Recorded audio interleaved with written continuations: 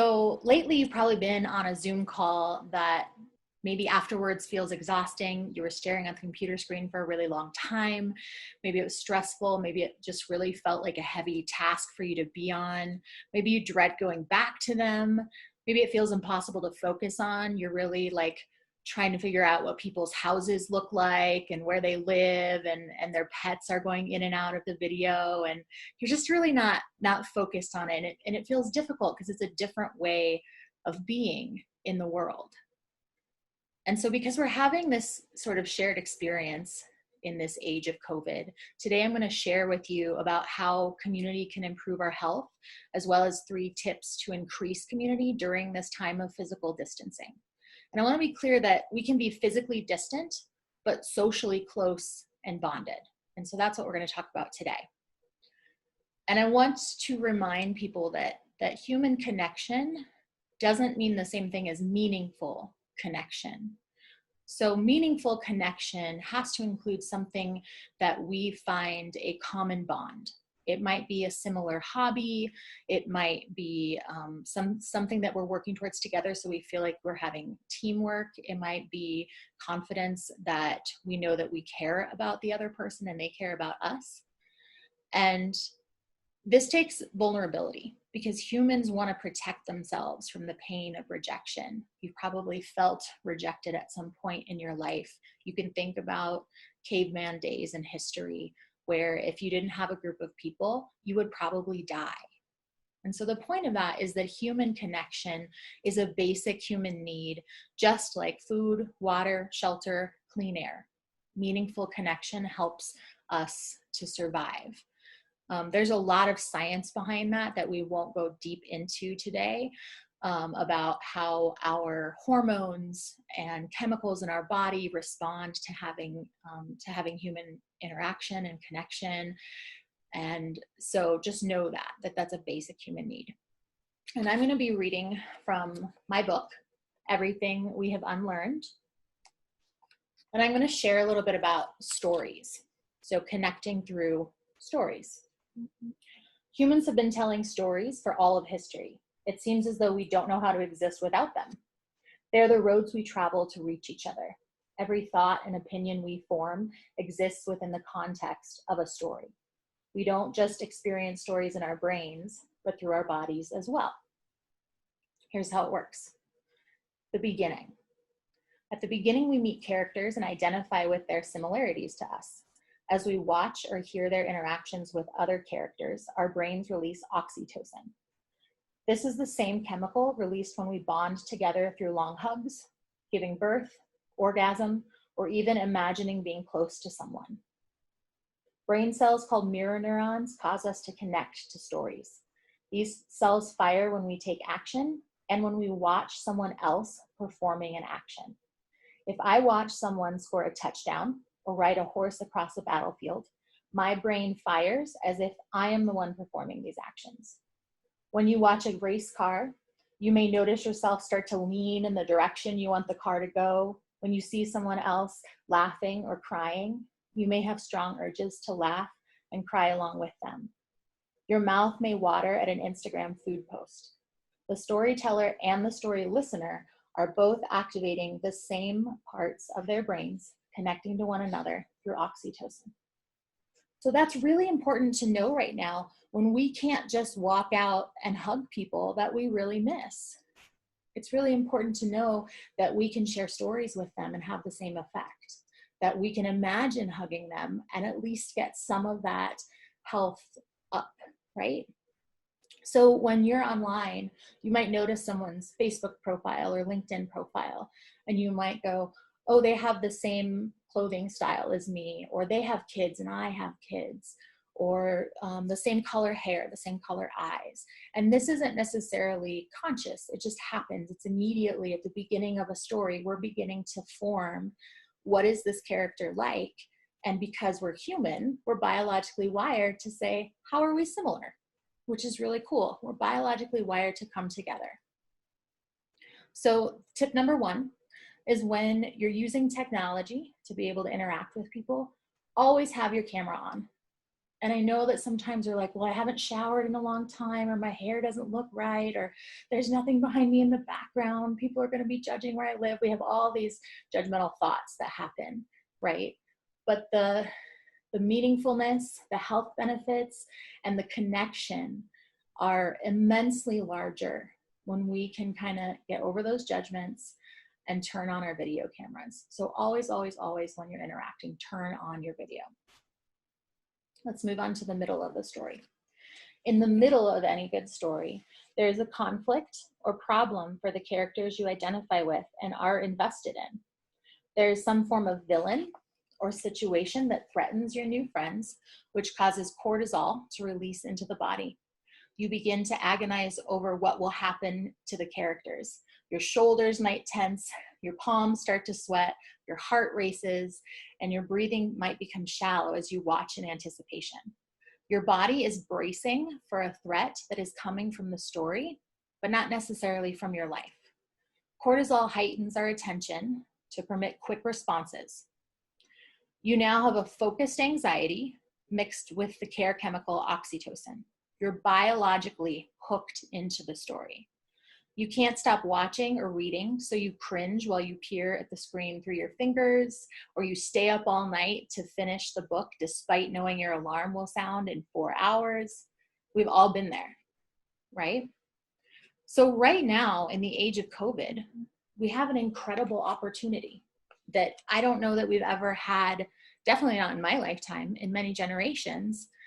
Every person on the planet is experiencing the same situation. And given we might be experiencing it differently, we might be experiencing it in a different location, in a different way, depending on what our lifestyle is like. But what we can leverage is the opportunity that in the middle of the story, this antagonist is the same. It's a virus that we all have in common, which is a huge opportunity for us to be able to come together and start sharing our stories about what is this like, to start to use our focused anxiety and create our care hormone of oxytocin to connect with each other and be really innovative about what do we do? What do we do about the fact that some people need some financial support? What do we do about the fact that some people need health support? All of these problems that are coming up, we get to come together and solve them together, which is even part of what we're doing here today. We're speaking about how do we be hopeful? And the situation that we're in is right in the middle of a story that we all get to be part of, that we all get to connect with. And so sometimes I think it feels defeating. Like we have a lot of anxiety, we have a lot of fear, and what do we do with that?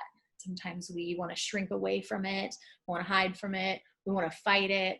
And a lot of times we feel like, well, I don't have the resources to fight something of this nature, of a viral nature. And so we feel a little defeated or powerless. And I want to switch that message for you guys today. Because the fact of the matter is that we're all in this together, and we can use it as leverage to do things in completely new, innovative ways that maybe we never would have thought of if we weren't in it. So you can imagine like your favorite superhero movie, your favorite horror film, I don't know, whatever genre you're into, we're right in the middle where we're getting to be able to write the ending of the story. And one thing that's really important about the middle part is that we don't use our fear and anxiety to turn on each other. Because you've probably read those books or seen those movies where the characters start to get mad at each other and then everything starts to explode and they can't get to a solution, right? And it's easy to do that in our climate. I get that.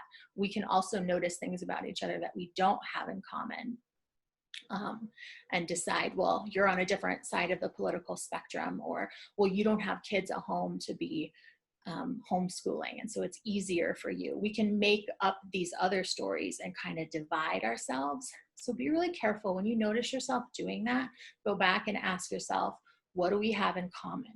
And if you can't find anything else at all, what we all have in common right now is that we are in these unprecedented times in the middle of a story with an antagonist that we're all dealing with. and try and take a moment and come back to that human part of it.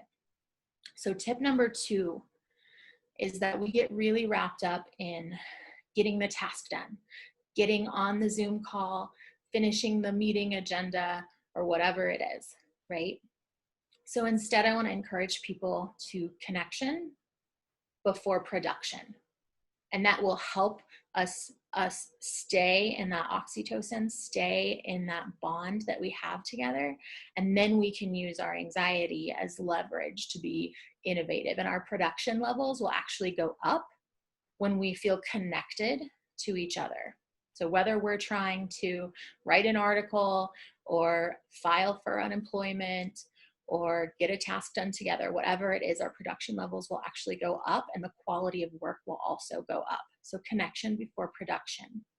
What does connection look like? You could share a short story about your day, about your kids, about your pet. You could really ask someone, instead of asking the question, how are you doing? Because that question just immediately kind of puts us on autopilot. We're like, oh, we're fine, I'm good, right? But we don't stop and think about it and really be present. If you just switch that question a little bit and say, hey, what's your world like? It's like, oh, no one ever asked me what my world is like. Let me stop and think about that. And immediately we're more present with each other. So ask some brave questions. Lead with authenticity. You can be the one that is starting that conversation and sharing like, gosh, I am so frustrated that my kids want so much attention right now.